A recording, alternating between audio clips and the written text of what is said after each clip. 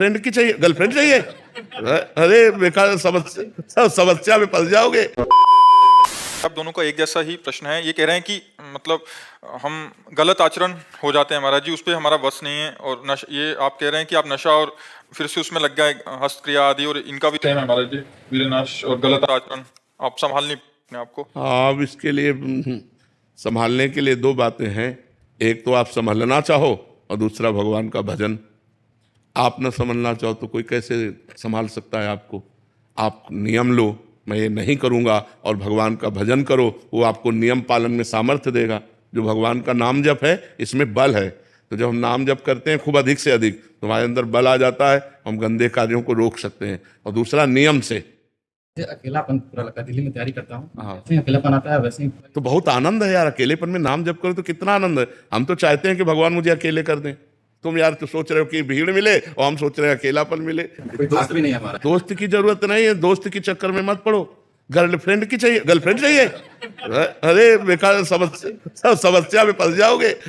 भगवान को दोस्त बनाओ और फिर वो दोस्त रूप में आवे, उनकी बात अलग है। भगवान को दोस्त बनाओ, वही सच्चे दोस्त है। संसार कोई दोस्त, यहाँ छल कपट बच्चा। अभी जो चैन से हो ना, दोस्त बना लोगे तो चैन तुम्हारा चला जाएगा, शांति तुम्हारी नष्ट हो जाएगी। अकेलापन बहुत अच्छा।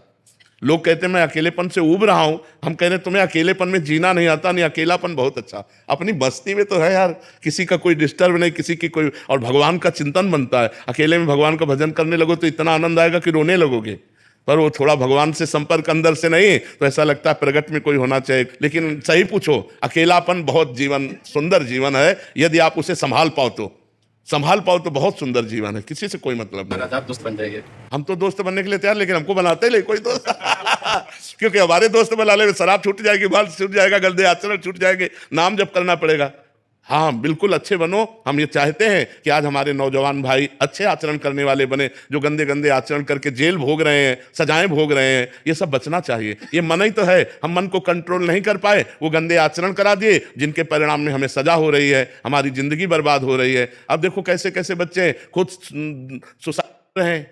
देखो दिमाग खराब हो रहा है ना, खुद सुसाइड कर रहे हैं। वो कहीं फेल हो गए, या किसी नशे में, या किसी से ब्लैकमेल हुए, गंदे आचरणों में फंसकर अपने जीवन को बर्बाद। अरे नहीं यार, मनुष्य जीवन मिला है बहुत सुंदर जीवन जीने के लिए, अच्छे आचरण करके जियो, गंदे आचरणों से नहीं। जी कुछ जने तो निकलना ही नहीं चाहते इस।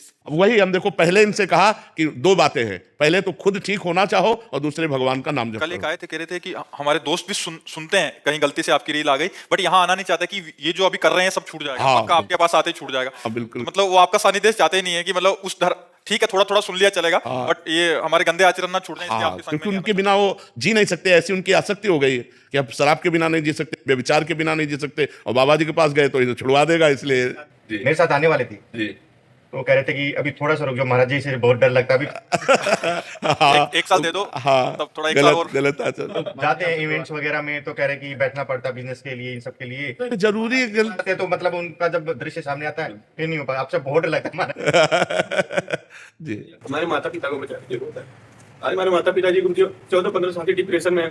यार बच्चा अगर माता पिता नाम जप करें तो डिप्रेशन से दूर हो सकते हैं। नाम जप करें, उनसे कह दो राधा राधा नाम जप करो। नाम जप से ही बचा जा सकता है। नहीं तो जा सुनाम भव भेषज हरन घोर त्रिशूल। भगवान का नाम संसार रूपी रोग का औषधि है। तीनों तापों को शांत करने के लिए महान औषधि है। जो भगवान का नाम जप करते हैं वो समस्त दुखों से निपट जाते हैं। या प्रार्थना करना अपने माता पिता से कि वो नाम जप करें। राधे राधे महाराज जी।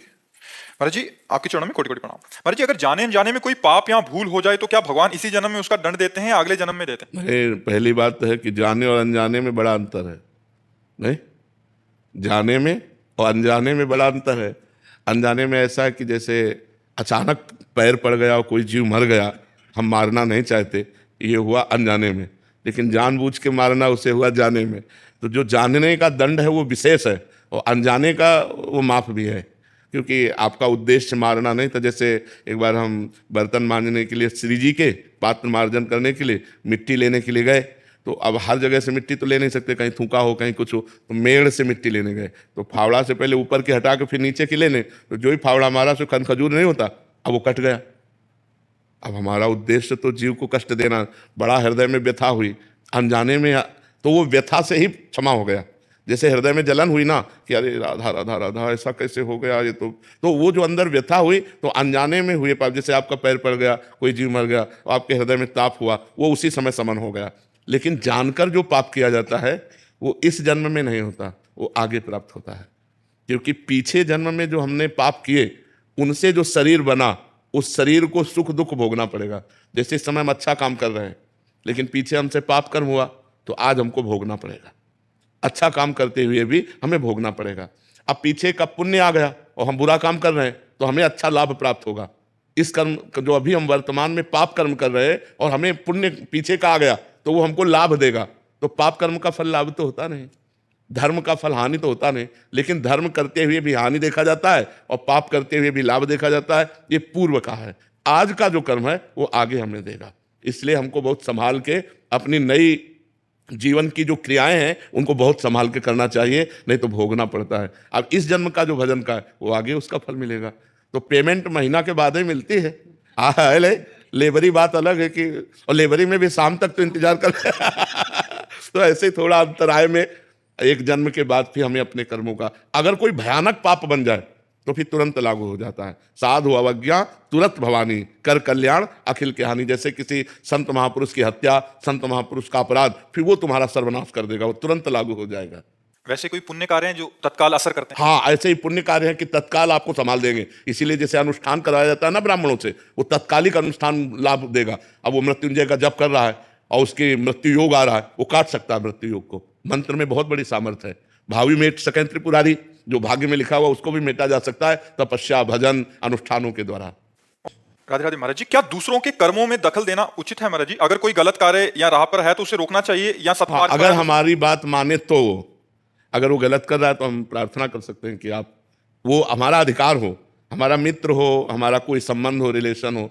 उपदेश वही लागू होते हैं जहाँ शिष्यता हो या मित्रता हो और हमारी बात का कोई भाव रखे हो। तो हमें लगता है कि जब तक हमारा कोई भाव न रखता हो तब तक उपदेश नहीं देना चाहिए, नहीं तो उपदेश भी व्यर्थ जाएगा और आपको दुख भी होगा। या तो वो पूछ रहा हो तो आप बोल सकते हो, और या अपना कोई निजी जन हो तो आप बोल सकते हो, अन्यथा उपदेश करना वो उपहास का पात्र बनना है।